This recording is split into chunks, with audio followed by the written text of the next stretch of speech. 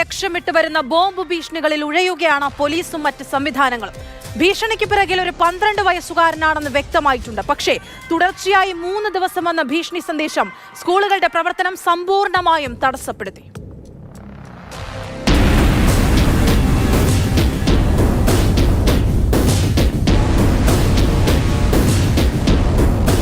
രാവിലെ 7 മണി മുതൽ നഗരത്തിലെ പ്രധാന സ്കൂളുകളിലേക്ക് ഭീഷണി സന്ദേശം എത്തുന്നു.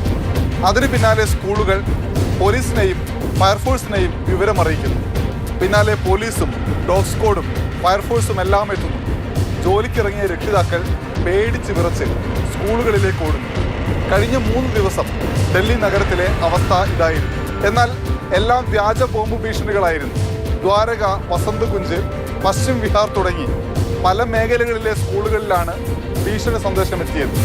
ഭീഷണിക്ക് പിന്നാലെ അന്വേഷണം ആരംഭിച്ച പോലീസ് കണ്ടെത്തിയത് 12 വയസ്സുകാരനാണ് ഇതിനെല്ലാം പിറകിലെന്നാണ്.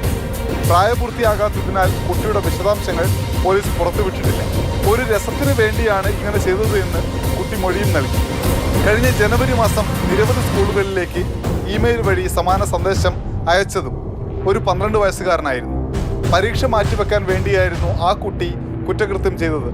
എന്തായാലും സമാന സംഭവം ആവർത്തിക്കാതിരിക്കാൻ സജീവമായി ഇടപെടാൻ തയ്യാറെടുക്കുകയാണ് ഡൽഹി പോലീസ്.